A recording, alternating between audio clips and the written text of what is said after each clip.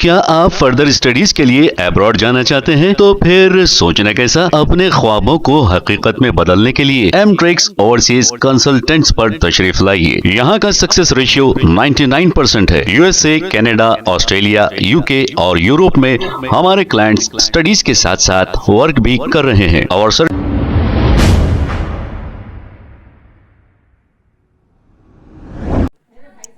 BRS party में कुछ नौजवान और खवातीनों की जानिब से शुमालियत इख्तियार कर ली गई है। आइए देखते हैं ये रिपोर्ट। मैं नहीं पहनता, आप साहब को पहना।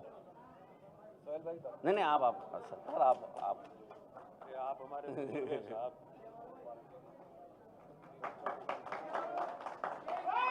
महमूद भाई अलाउद्दीन साहब का वेलकम कर रहे पार्टी में।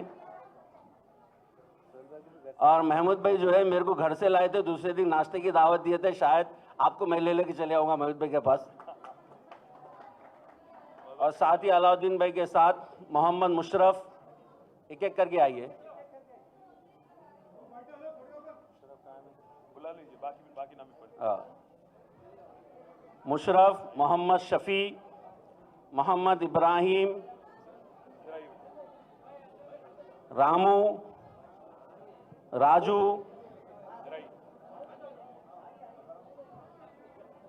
राजू आ जाइए, नाम आगे पीछे परवाह नहीं। शाहनवाज,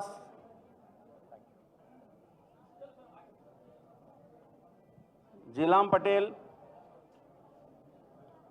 फाजिल, काशिफ पाटिल,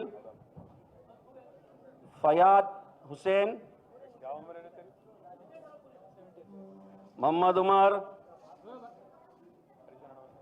नसरीन कौसर, निगार सुल्ताना, नूर जहां, अजीजिया, अख्तर उन्नीसा, नहीं लेडीज को, नसीमा बेगम, सरदार खान, मोहम्मद सलमान, शेख ताहिर, मोहम्मद उस्मान, मोहम्मद गालिब। आ जाइए पहले लाइन से।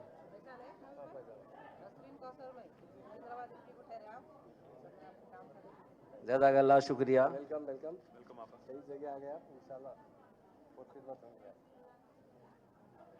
आइए निगार सुल्ताना, इधर से आके।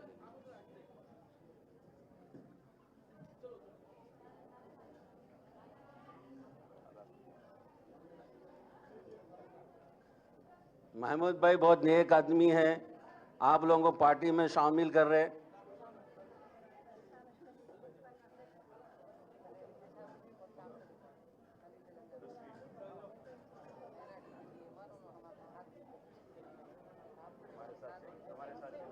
उतारिए, हाथ पकड़ के उतारो नवाज भाई।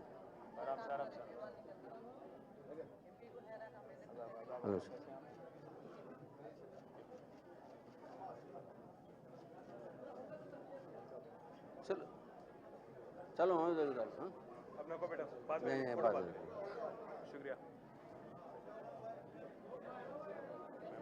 हाँ चलिए भाई, बहुत बहुत शुक्रिया।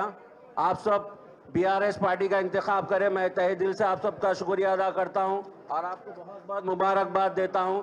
आप बिल्कुल सही पार्टी में आप जो है ज्वाइन हुए हैं। इंशाल्लाह हम सब मिलकर आगे बहुत सा काम करेंगे 4 साल में। अभी मैं जनाब महमूद भाई साबिका वजीर और केसीआर साहब की आंखों की धड़कन आपसे जो है गुजारिश करता हूं कि आपके सामने अपने ख्यालात जाहिर करें। शुक्रिया। सबसे पहले मैं श्रीलंगमपल्ली के मेरे भाई और बहनों का वेलकम करता हूं और आज पार्टी में जो ज्वाइनिंग है उसके लिए मैं तमाम भाइयों को मुबारकबाद देता हूं, ख़ासतौर से अलाउद्दीन साहब को जो बहुत सही डिसीजन लिए है।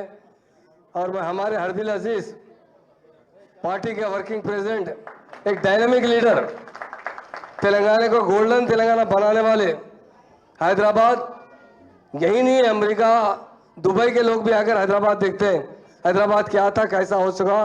वो हमारे हरदिल अजीज वर्किंग प्रेसिडेंट के टी रामाराव साहब और शेरलिंगमपल्ली के इंचार्ज माधवराव कृष्णाराव साहब, हमारे पार्टी के सिटी इंचार्ज शरवण साहब, विष्णुवर्धन साहब एक्स MLA, बालराज साहब एक्स MLA, एल्लू श्रीनिवास यादव, कार्तिक रेड्डी साहब जो बहुत डायनामिक तरीके से काम कर रहे हैं, गजेला साहब जो बहुत सीनियर लीडर है, और डाइस पर बैठे हुए मेरे तमाम भाई और बहनों, मैं एक दो बात बता दूंगा क्योंकि सब लोग KTR साहब को सुनना चाहते हैं। KTR साहब ये हमारे स्टेट के लीडर नहीं है, लोग नेशनल लीडर से भी ज़्यादा रिस्पेक्ट करते हैं। उन्होंने जिस तरह काम किया है, जिस तरह तेलंगाना में अमल लाया है, जिस तरह हमारे महान और महात्मा लीडर KCR साहब ने 14 साल जद्दोजहद कर ये तेलंगाना हासिल किया है। तेलंगाना को पूरा लूटा जा रहा था, तेलंगाना को डेवलप करने वाले कोई लीडर है, तेलंगाना को इंडिया में नंबर 1 स्टेट की तरह बनाने वाले लीडर है, और सबसे अहम गंगा जमुना तहजीब लाने वाले कोई लीडर है तो KCR साहब है।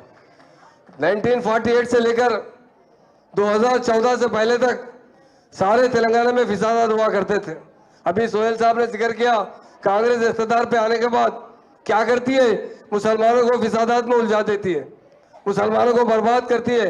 कांग्रेस 1-2 साल नहीं, करीब 50 साल हुकूमत की है यहाँ पर। आज मुसलमानों का जो हाल है वही KCR साहब ने 9.5 साल में रेजिडेंशियल स्कूल कायम किए। कांग्रेस ने 50 साल में 10 रेजिडेंशियल स्कूल कायम नहीं कर सके, मगर KCR साहब ने सिर्फ 2 साल के अंदर 204 रेजिडेंशियल स्कूल कायम किए, 1,40,000 लड़के और लड़कियों को तालीम दिए। आप जानते हैं हमारे बड़े लोग क्या कहते हैं, इंसान को अगर संवारना है, तरक्की दिलाना है, दिल से उसकी तरक्की देखना है तो उसको सबसे पहले तालीम दो।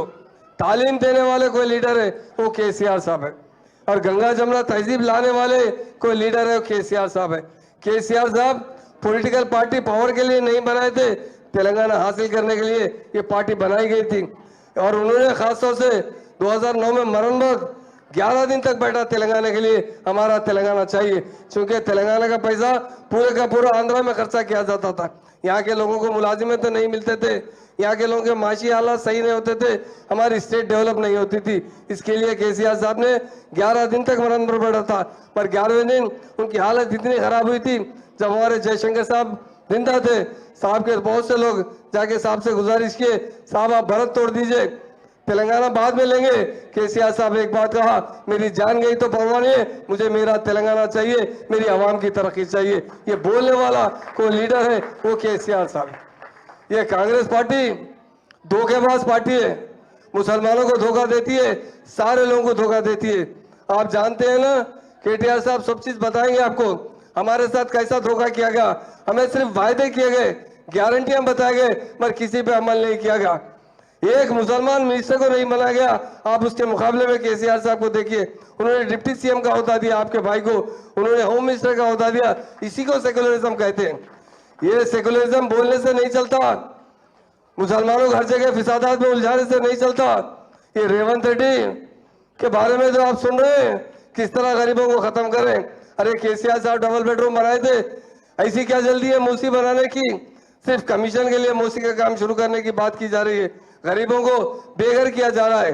एक जमाना पहले इंदिरा गांधी ने एक नारा दिया था, रोटी कपड़ा और मकान, और सबसे पहले मकानों से बेघर करने वाले रेवंत रेड्डी है। यही उनकी पॉलिसी है, इनका बेस ही BJP से है, आप जानते हैं। तो इसलिए आज हमारे पार्टी में बहुत से नौजवान भाई शिरकत की है पार्टी में, उनका मैं वेलकम भी करता हूं। और आपसे एक ही बात कहता हूं, हिंदुस्तान में कोई अगर सेकुलर पार्टी है तो वो BRS पार्टी है। सेकुलर लीडर है KCR साहब है और KTR साहब है। ये फैमिली है पूरी काम करने वाली, आपके लिए हर किस्म की कुर्बानी देने के लिए तैयार है, और आपकी अच्छी खुशहाली देखने वाली है तो BRS पार्टी है। मैं तमाम मेरे भाइयों ने जो आज पार्टी में आए और हमारी बहनें बहुत सी आई हैं, मैं कहता हूं आपके बच्चों का मुस्तकबिल बनाने वाला कोई लीडर है वो KCR साहब है। आपके फ्यूचर, आपके बच्चों के बारे में अच्छी तालीम देने वाले, आपको अमन देने वाले और आपको तरक्की देने वाले कोई लीडर है तो वो KCR साहब। इसलिए मेरे भाइयों बहनों, बहुत सी बात तो KTR साहब को बोलना है, आप सुनेंगे। मैं मीडिया के भाइयों से भी कहता हूं, ये वायदे करके, झूठे वायदे कर कर, गारंटी देकर पावर में आने वाली पार्टी कभी भी टीआरएस नहीं सोची। कोई वायदा नहीं करते हुए केसीआर साहब ने हर किस्म से तरक्की दी है। आज गरीब लोग दुआ दे रहे हैं हाथ उठाकर, आप व्हाट्सएप में देख रहे हैं, बोल रहे कि अरे केसीआर साहब कितने अच्छे इंसान थे, हमें 9.5 साल में कभी बेघर नहीं किया, मगर ये रेवंत रेड्डी 8 महीने में आने के साथ ही हमें बेघर कर रहे हैं। मेरे भाइयों बहनों, आपका हमेशा फ्यूचर, आपकी मुस्तकबिल, जिंदगी आपके बच्चों की अच्छी बनाने वाले कोई लीडर है, वो केसीआर साहब है। केसीआर साहब एक अमली इंसान है, हमेशा लोगों को खुशहाल देखना चाहते हैं, सबको तरक्की दिलाना चाहते हैं। इसलिए मेरे भाइयों बहनों, जो आज बीआरएस पार्टी में शामिल हुए, यकीनन मैं उन सबका शुक्रिया अदा करता हूँ। और एक बात बताता हूँ, हमारे केटीआर साहब भी बड़े डायनेमिक लीडर है, बड़े हमदर्द इंसान है। आप जानते हैं, जब मूसी नदी को आज नहीं कल डेवलप कर सकते हैं, इमीडिएट मालूम होते ही 10 करोड़ रुपए का ऐलान किया गया कि हमें किसी भी तरह लीगल सपोर्ट के लिए। आप देखिए, लोग जो है तमाशा देख रहे हैं। केटीआर साहब ने जगह जगह जाकर प्रोटेस्ट भी किया है, लोगों को मुखातिब भी किया है कि आप डरिए मत, हमें बुलाइए, हम आपके साथ रहेंगे। हम यही चाहते हैं हमारे बहन और भाई अच्छी जिंदगी गुजारे। और किसी ने आज़ाद हिंदुस्तान होने के बाद 1947 के बाद किसी ने मुसलमानों की तालीम पर तवज्जो नहीं दी। अगर तवज्जो देने वाले कोई लीडर है, वो केसीआर साहब है। गरीब मुस्लिम बहनों की शादी के लिए 1 लाख रुपए देने वाले वो केसीआर साहब है। इसलिए मेरे भाइयों बहनों, आपने बहुत अच्छा काम किया बीआरएस पार्टी में आकर। यही पार्टी आपको हक दिला सकती है, आपको तरक्की दिला सकती है, आपको अमन दिला सकती है। हर शोबे हयात में दूसरी कौमों की तरह तरक्की करने का मौका देने वाली कोई पार्टी है, वो बीआरएस पार्टी है। इसलिए मैं तमाम भाइयों बहनों का शुक्रिया अदा करता हूं, क्योंकि आपके दिल में है। सबसे पहले केटीआर साहब को सुनना आपके दिल में है, वो एक बहुत डायनेमिक लीडर है। हम नहीं कहते, तमाम स्टेट के लोग कहते हैं, हिंदुस्तान के जितने स्टेट है वहाँ के बड़े बड़े लीडर कहते हैं केसीआर के पास अगर कोई डायमंड हीरा है, वो केटीआर साहब है। जरूर एक अच्छा इनकलाब लाएंगे, बहुत दूर नहीं है। लोग दिल से दुआ दे रहे हैं, गरीब हमारे बहनें दुआ दे रही हैं। व्हाट्सएप पे हम देख रहे हैं, ऐसे जालिम हुकूमत से हमें नजात दिलाइए, जल्द से जल्द इनकलाब आए, ताकि फिर से केसीआर साहब चीफ मिनिस्टर बने, हम तमाम लोगों को राहत मिले। यही गरीबों का नारा है, जो मुझे मौका दिया गया है उसका मैं शुक्रिया अदा करता हूँ। जय तेलंगाना, जय जय तेलंगाना। अभी महमूद भाई आपसे मुखातिब करें, मैं अलाउद्दीन को चाहूँगा कि आप अपने ख्यालात 2 मिनट ज़ाहिर करें, मगर उससे पहले एक बात आपको कह देना चाहता हूँ। बहुत से लोग ये कह रहे हैं कि इतनी सब होने के बाद केसीआर साहब खामोश बैठे हुए हैं और अपोजिशन इसको बहुत उठा के बात कर रहा है जहाँ बोले वहाँ। मैं आप सबको एक बात बता देना चाह रहा हूँ, एक छोटा सा अशार है, उसके ज़रिए आप समझ जाएंगे। झरने ने कहा समंदर से, झरना मालूम है ना आपको, जो पहाड़ से ऊपर से गिरता, गिरने में खूबसूरत गिरता, आवाज़ के साथ गिरता। तो झरने ने कहा, झरना बोले तो समझ जाना मैं टिल्लू की तरफ इशारा कर रहा हूँ। झरने ने कहा समंदर से ये उड़ उड़ के, झरने ने कहा समंदर से ये उड़ उड़ के, बता तुझ में मुस्सा जोश कहाँ। तो समंदर से एक आवाज आई, समंदर केसीआर साहब को बोल रहा हूं, समंदर से एक आवाज आई जिसमें जितना जर वो उतना खामोश। याद रख झरने, जब हम अपनी पे आते हैं तो एक सुनामी में तेरे जैसे 100 झरनों को उठा ले चले आते हैं। तो केसीआर साहब खामोश नहीं है, तेलंगाना की हर मूवमेंट पे उनकी नजर बराबर रखी हुई है, बराबर हिदायत मिल रही है केटीआर साहब को। और आप ये मत समझना जब केसीआर साहब बाहर आएंगे, मैं समझता हूं तेलंगाना की जमीन कम पड़ेगी रेवंत रेड्डी को भागने के लिए। अभी अलाउद्दीन साहब आपके सामने 2 अल्फाज, उसके बाद जो है केटीआर साहब आपसे मुखातिब करेंगे। जय तेलंगाना, जय तेलंगाना। ये आवाज कहां तक जाना मालूम है ना आपको? जय तेलंगाना। मुद्दाई लाख बुरा चाहे तो क्या होता है, मुद्दाई लाख बुरा चाहे तो क्या होता है, वही होता है जो मंजूर खुदा होता है। भाइयों बहनों बुजुर्गों और दोस्तों, अभी जो सिचुएशन में जो आप गुजर रहे हैं, पिछले 10 साल में हमारे केसीआर साहब जो काम किए हैं, दलिता बंधु जो 10 लाख रुपए हर एक दलित के लिए मुहैया किए हैं, आप जानते हैं यहाँ पे इतने लोग हैं अपनी मर्जी से जो आए हैं। मैं पूछता हूँ, किसी को 10 लाख रुपए आए हैं केसीआर जाने के बाद? नहीं आए। उसी तरीके से बीसी बंधु, कंटी वेलगू, ऐसे इतने इतने अच्छे जो स्कीम्स निकाले हैं केसीआर साहब, मैं बयान नहीं कर सकता। हमें चाहिए कि ये जो स्कीम्स जब केसीआर साहब की गवर्नमेंट जाने के बाद ये लोगों को पता चल रहा है कि हम कितना बड़ा गलती कर रहे हैं। हम ये कांग्रेस को लाके जो गलती करें, अभी अगर खुदा न खास्ता अगर इलेक्शन आता है तो एक सीट भी है ना कांग्रेस को नहीं आएंगी। मैं ये बात सच कह रहा हूं, नहीं आप एक मर्तबा थालियों के जरिए बताइए, मैं सच कह रहा हूं ना भाइयों। पहले हमारे को पानी की कितनी किल्लत होती थी, चाहे वो बारिश में हों दो, चाहे वो दुबकाले में हों दो, मगर जब तक केसीआर साहब मिशन भगीरथ का पानी लाए, हमें कभी है ना पानी लाने के लिए बोर के पास या टैंकर कहीं जाने की जरूरत नहीं पड़ी। तो मैं थोड़ा वक्त लेते हुए, क्योंकि केटीआर साहब का मैं शुक्रिया अदा करता हूं, तो वो हमारे को एक मौका दिए आप सबके सामने हमें मेरे ख्यालात जो है आपके सामने रखने के लिए। मैं तहे दिल से केटीआर साहब को एक ही जबान देता हूं, जब तक मैं रहूंगा इंशाअल्लाह केटीआर साहब के साथ और टीआरएस पार्टी में यही काम करूंगा। जय तेलंगाना, जय तेलंगाना। शुक्रिया अलाउद्दीन, आपके काम से हम तो वाकिफ़ है। इंशाल्लाह खुल के काम करिए, केटीआर साहब आपके साथ है और आपकी किस्मत अच्छी है, आपका एमएलए भाग गया तो आप अब खुल के काम कर सकते। तो अभी आप सब जो है केटीआर साहब को सुनना चाह रहे, मैं आपको बता दूं, ये वो शख्स है जो बहन का रिश्ता भी निभाता है, बेटे का रिश्ता भी निभाता है और आप सब से हम सब का रिश्ता भी बहुत अच्छे से निभाते हैं। तो आप सबको, हम सबको बहुत अच्छी किस्मत है कि हमारे तेलंगाना को एक ऐसा लीडर भी है जो हमारी तकलीफ में हमारे साथ रहता है। तो मैं आप सबसे गुजारिश करता हूं कि केटीआर साहब आपसे मुखातिब करें। అందరికీ నమస్కారం। ముందుగా మా ఆడబిడ్డలందరికీ బతుకమ్మ दसरा शुभाकांक्षలు తెలియజేస్తూ आज पार्टी में शामिल होने वाले हमारे भाई अलाउद्दीन पटेल और उनके साथ जितने भी लीडर हमारे बहन और भाई आज पार्टी में शामिल हो रहे हैं, आप सबका मैं इस्तकबाल करता हूं, आप सबका मैं वेलकम करता हूं।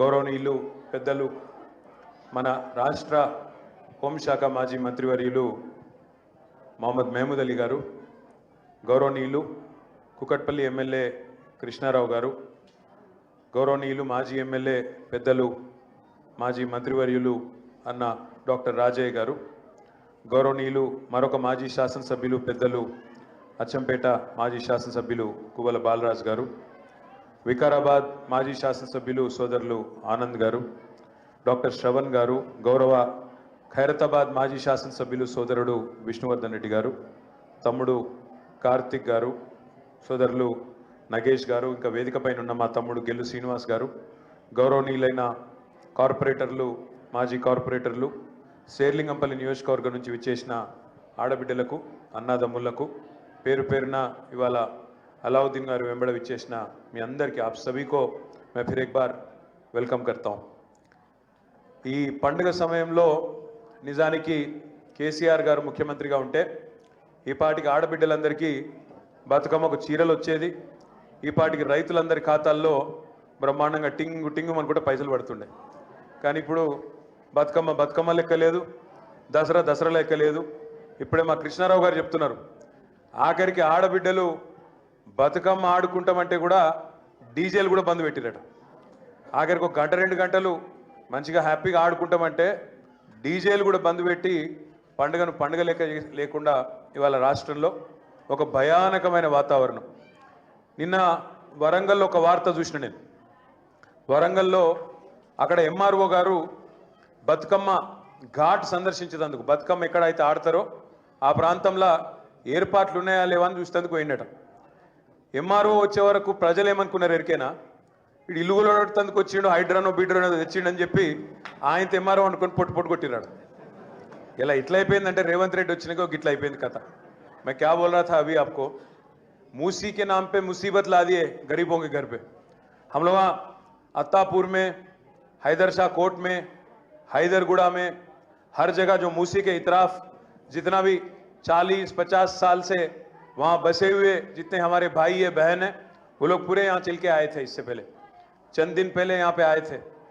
गरीब है, लाचार है, वो आके हमसे कह रहे हैं भाई हम तो देख रहे थे, सुन रहे थे कि उत्तर प्रदेश में कोई वहां के चीफ मिनिस्टर बुलडोजर चला रहे, कहते हम लोग देख रहे थे इतने साल, बट पहली बार आज तेलंगाना में हमारे घर भी बुलडोजर आ रहा. केसीआर साहब कहां हैं आप, आके हमको बचा लो बोल के आज तेलंगाना के गरीब आज पुकार रहे हैं. तेलंगाना के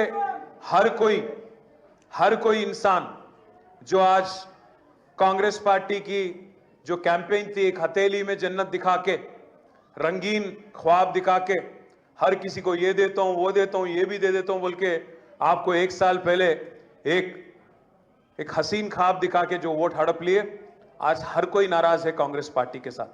आप 1 मिनट के लिए सोचिए, किसान भाइयों के साथ वादा किया गया था रेवंत रेड्डी की तरफ से और राहुल गांधी की तरफ से. राहुल गांधी चल के आए, आके वरंगल आए, वरंगल में क्या वादा करे, 9 दिसंबर जिस दिन सोनिया जी की जन्मदिन है उसी दिन दस्तखत करेंगे और किसानों का 2 लाख तक का कर्जा माफ कर देंगे. दिसंबर तो चला गया, 9 दिसंबर, अब फिर एक बार आ रहा दिसंबर 9 तारीख, और 2 महीने में फिर आ जाता. आज तक किसानों का कर्ज माफी नहीं किया.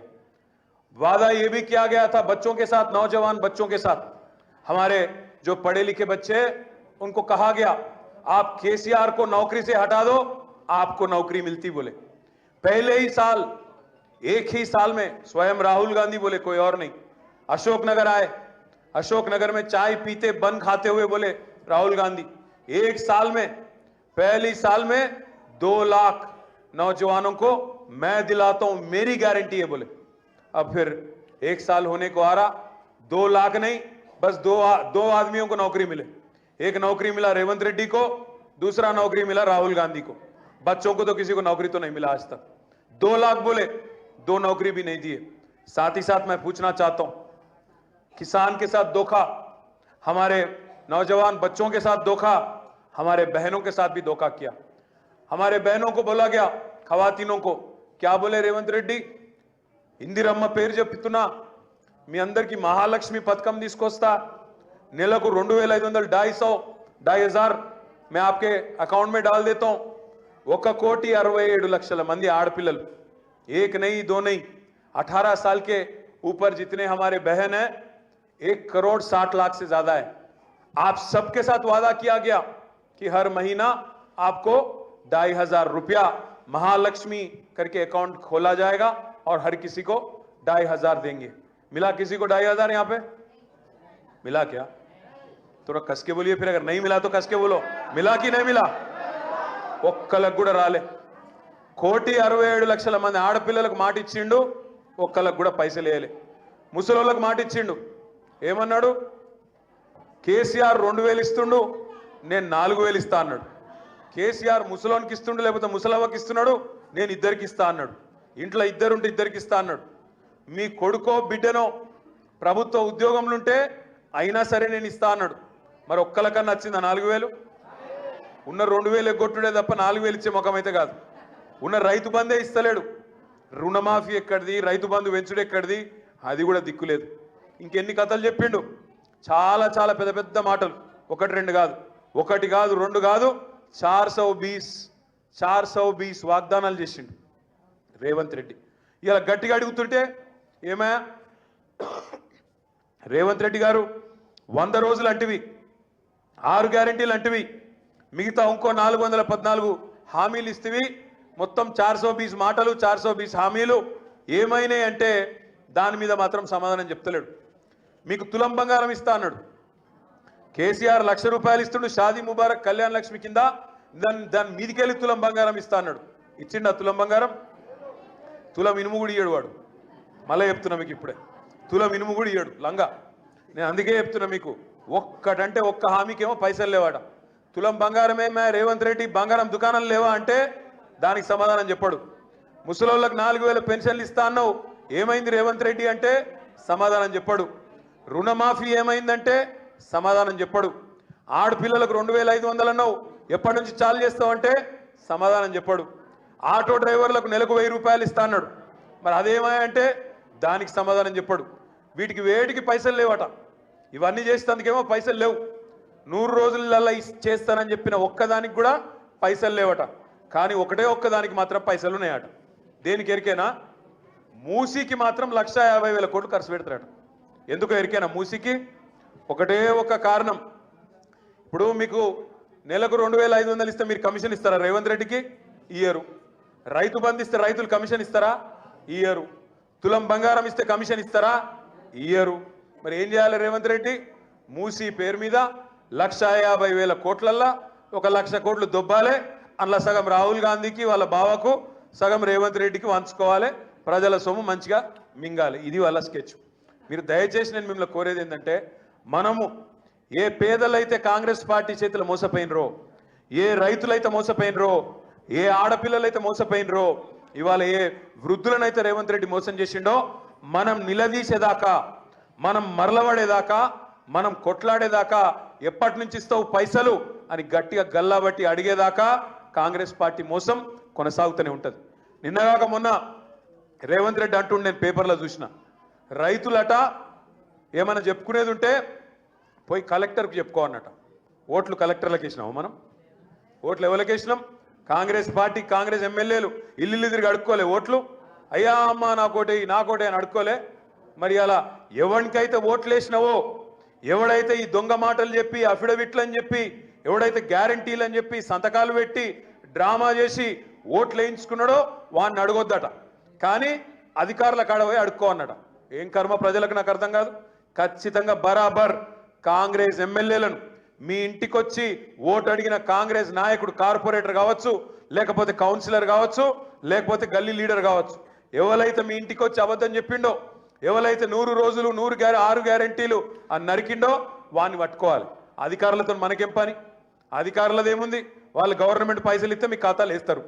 అసలు ఇవ్వకపోతే వీడేం చేస్తాడు మధ్యలో? అందుకే బరాబర్ ఖచ్చితంగా పట్టుకోవాల్సింది కాంగ్రెస్ ఎమ్మెల్యేలను, కాంగ్రెస్ ఎంపీలను, కాంగ్రెస్ కౌన్సిలర్లను, కాంగ్రెస్ కార్పొరేటర్లను, కాంగ్రెస్ గల్లీ లీడర్లను పట్టుకొని, ఏమాయ కొడుక మరి ఓట్లప్పుడు బాగా తిరిగితివి, ఇప్పుడు పత్త లేకుండా పోయినావు, యాడున్నావు నువ్వు, నీ రేవంత్ రెడ్డి, మీ రాహుల్ గాంధీ ఎక్కడున్నారు? గ్యారంటీలు అన్నారు, మరి గారడి మాటలు మాట్లాడినరు, ఏం సంగతిని అడగాలి. నిన్న మీరు చూసిండ్రు, హర్యానాలో బుద్ధి చెప్పిండ్రు కాంగ్రెస్ పార్టీకి. కర్ణాటకలకు ఇట్లే మోసం చేసిండ్రు, 5 గ్యారంటీలు అన్నారు, అక్కడ ఎలక్షన్లో బయట పడ్డాక పైసలు లేవు, ఏం చేయాలన్నారు. ఆ తర్వాత హిమాచల్ ప్రదేశ్ 10 గ్యారంటీలు అన్నారు, అక్కడ ఇట్లే మోసం చేసిండ్రు. తెలంగాణలో 6 గ్యారంటీలను ఇక్కడ గారెడి చూపెట్టినరు, ఇక్కడ మోసం చేసిండ్రు. నిన్న హర్యానాలో ఎలక్షన్ పోయినరు, 7 గ్యారంటీలను పోయినరు. కానీ హర్యానాలోకి అర్థమైపోయింది, వీళ్ళు పచ్చి లంగలు ఉన్నారు. కర్ణాటకలో మోసం చేసిండ్రు, తెలంగాణలో మోసం చేసిండ్రు, అక్కడ హిమాచల్లో మోసం చేసిండ్రు. हर जगह ये लोग धोखा ही करे, फिर हमारे साथ भी वही धोखा करते बोल के हरियाणा में कल कांग्रेस पार्टी को सबक सिखाए. मैं उम्मीद करता हूं कांग्रेस पार्टी के लीडर जो है राहुल गांधी और रेवंत रेड्डी, कम से कम अब तो सुधर जाओ, कम से कम अब तो गरीबों की मदद करना शुरू करो. जो वादा आप करे, 6 गारंटी, जो डिक्लेरेशन आप दिए, किसान डिक्लेरेशन, युवा डिक्लेरेशन, महिला डिक्लेरेशन, आप काफी सारे वादा करें, वो निभाना कम से कम अभी तो शुरू करो. वरना जो सबक आपको सिखाया गया और जगह यहां पे भी वही सबक आपको मिलेगी. మీ అందరితో నేను కోరేది ఒకటే, ఇవాళ అలాउद्दीन पटेल గారు మన పార్టీలో చేరుతా ఉన్నారు. मैं अलाउद्दीन से भी और जिन लीडर आपके साथ आए, हमारे जो बहन और भाई आपके साथ है, मैं आपसे एक ही दरख्वास्त करना चाहता हूं. हाँ, आपके शेरलिंगमपल्ली एमएलए वो जाके उनमें मिल गए कांग्रेस पार्टी में, पता नहीं उनकी क्या मजबूरी थी, जाके कांग्रेस में मिल गए. बट अपने को कोई डरने की जरूरत नहीं है. आज शहर हैदराबाद में हर कोई इंसान आज केसीआर साहब को मिस कर रहा, अरे साहब, केसीआर साहब के टाइम पे कितना सुकून की जिंदगी थी।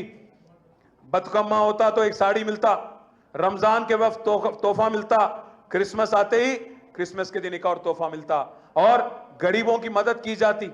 वजीफा हो, कल्याण लक्ष्मी हो, शादी मुबारक हो, हर वो प्रोग्राम जो गरीब के लिए चाहिए था, केसीआर साहब ने उसका इंतजाम हमेशा से टाइम पे किया। मैं आप भाइयों से बहनों से एक रिक्वेस्ट करना चाहता हूं, जब तक आपके साथ केसीआर है, जब तक ये गुलाबी कंडवा आपके साथ है, आपको फिक्र करने की कोई जरूरत नहीं। लड़ेंगे और बिल्कुल सेक्युलर ही रहेंगे। किसी भी हाल में जो एक गंगा जमुना तहजीब जिसके लिए हैदराबाद और जिसके लिए तेलंगाना मशहूर है, उसको बरकरार रखेंगे। गंगा जमुना तहजीब को भाइयों की तरह हम लोग जो सैकड़ों सालों से हम लोग एक साथ हैं, चाहे हिंदू हो, मुसलमान हो, क्रिश्चियन हो, जो भी हो, मजहब आपका जो भी हो, भाई भाई की तरह हम लोग साथ चले, साथ रहे। आगे भी ये ऐसे ही बरकरार रहे, आगे भी और ये दोस्ती और ये भाईचारा और मजबूत हो, यही केसीआर साहब का नारा है। इसीलिए भाइयों, आपको याद रखना चाहिए, हमको भी बहुत दबाने की कोशिश करे, डराने की कोशिश करे, हमारी बहन को ले जाके 5.5 महीने तिहाड़ जेल में बंद भी करे, पर इनके सामने झुके नहीं, डरे नहीं, लड़े हम लोग, आगे भी लड़ेंगे जरूर। मैं वादा करता हूं आपसे, चाहे वो हिंदू हो, मुसलमान हो, हमने कभी भी मजहब के नाम पे सियासत कभी करने की कोशिश नहीं की। गरीब को केसीआर ने हमेशा गरीब की तरह देखा, इंसान को इंसानियत के नाते देखा। आगे भी यही रवैया होगा हमारी, और आगे भी गरीबों के लिए और लाचारों के लिए, जैसे मूसे के इतराफ में हमारे जो भाई है, आपके लिए हो या बाकी गरीब है जो आज कांग्रेस पार्टी के जाल में फंस के आज बहुत बुरा फील कर रहे हैं, उनके लिए भी हमारी लड़ाई जारी रहेगी। उम्मीद करता हूं हमारे अलाउद्दीन और आप जो आज पार्टी में शामिल ले रहे हो, लीडर हैं, सारे लीडर आप भी गरीबों के लिए और लाचारों के लिए आप भी आवाज उठाएंगे, और हमारे सोहेल भाई, महमूद अली साहब, कृष्णा राव साहब और बाकी लीडर आपका हमेशा आपका साथ देंगे। और मैं सोहेल भाई से भी कहना चाहता हूं, 30 तारीख जो प्रोग्राम आप करना चाह रहे हैं, जरूर आप महमूद भाई से एक बार डिस्कस कर लीजिए, और पूरा इंतजाम मैं कर दूंगा। आप अच्छा सा अच्छा प्रोग्राम आप ऑर्गेनाइज कर लीजिएगा। मैं फिर एक बार हमारे अलाउद्दीन को और आप सभी को मैं फिर एक बार इस्तेकबाल करता हूं। जय तेलंगाना। तो एक आपको कमाट, एक मिनट आज जरा हट जा भाई।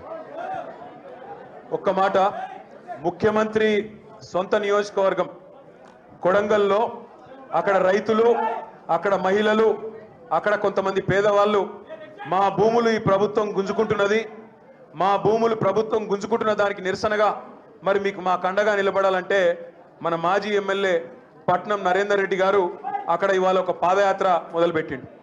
ఆ పాదయాత్రలో ఈరోజు రేవంత్ రెడ్డి సూచన మేరకు చాలా దుర్మార్గంగా, అరాచకంగా ఇవాళ పట్నం నరేందర్ రెడ్డి గారిని ఆయన పాదయాత్ర భగ్నం చేసి, ఆ రైతుల మీద లాఠీ చార్జ్ చేసి, ఆయనను అరెస్ట్ చేసి ఎక్కడో మన కర్నూలు బార్డర్ దాకా తీసుకొని పోయి అక్కడ పోలీస్ స్టేషన్లో పెట్టినారని తెలుస్తా ఉన్నది। నేను రేవంత్ రెడ్డికి ఒకటే చెప్తా ఉన్నా, పెద్దలు చెప్తారు ముందు ఇల్లు చక్కదిద్దుకోవాలి, నీ కొడంగల్ కాన్స్టిట్యున్సీలనే ప్రజలను ఒప్పించే శాతగానోడివి నువ్వు ఇవాళ రాష్ట్రం మొత్తం నడుపుతానంటే రాష్ట్ర ప్రజలు ఎట్లా నమ్ముతారని నేను అడుగుతా ఉన్నా। రేవంత్ రెడ్డి, నీకు చిత్తశుద్ధి ఉంటే నువ్వు స్థానిక ఎమ్మెల్యే, అక్కడ రైతుల భూములు తీసుకునే మాట నిజంగా రైతుల ప్రయోజనాల కోసం అయితే, కొడంగల్ నియోజకవర్గ ప్రజల ప్రయోజనాల కోసం అయితే పోయి అక్కడ కూర్చొని వాళ్ళకు కావాల్సిన విధంగా ఒప్పించి మెప్పించి వాళ్ళకున్న భయాలు, వాళ్ళకున్న అనుమానాలు నివృత్తి చేసి వాళ్ళ మనసు గెలుచుకోవాలి। కానీ ఈ రకంగా పోలీసులను అడ్డం పెట్టుకొని పోలీసు రాజ్యం నడిపి మీరు ఎన్ని రోజులు ఈ రకంగా అరాచకాన్ని కొనసాగించలేరనే మాటను నేను తెలియజేస్తూ, పట్నం నరేందర్ రెడ్డి గారిని, ఆయనతో పాటు అరెస్ట్ చేసిన మా బీఆర్ఎస్ పార్టీ కార్యకర్తల్ని, రైతుల్ని వెంటనే బేషరతుగా విడుదల చేయాలి। ప్రజాభిప్రాయ సేకరణ జరిగిన తర్వాతనే ఇవాళ కాలుష్యకారక పరిశ్రమ ఏది పెట్టినా ప్రజాభిప్రాయానికి అనుగుణంగానే మరి పోవాలని చెప్పి కూడా నేను ఈ ప్రభుత్వాన్ని డిమాండ్ చేస్తూ, నరేందర్ రెడ్డి గారిని బేషరతుగా వెంటనే విడుదల చేయాలని చెప్పి కూడా మళ్ళొకసారి డిమాండ్ చేస్తూ, జై తెలంగాణ। क्या आप फर्दर स्टडीज के लिए अब्रॉड जाना चाहते हैं? तो फिर सोचना कैसा? अपने ख्वाबों को हकीकत में बदलने के लिए एमट्रिक्स ओवरसीज कंसल्टेंट्स पर तशरीफ लाइए। यहाँ का सक्सेस रेशियो 99% है। यूएसए, कनाडा, ऑस्ट्रेलिया, यूके और यूरोप में हमारे क्लाइंट्स स्टडीज के साथ साथ वर्क भी कर रहे हैं। और services free profile evaluation, spot listing of universities based in eligibility, application processing, visa mock and guidance, free counselling and admissions and accommodation assistance. हमारा पता मातृश्री अपार्टमेंट अपोजिट जोडियो, बशीरबाग रोड, हैदराबाद। मोबाइल 9581987528। खबर है शहर की, खबर है गाँव की, खबर है सारी दुनिया की। 7H न्यूज पसंद आए तो लाइक कीजिए, शेयर कीजिए और सब्सक्राइब करना ना भूले। 7H news.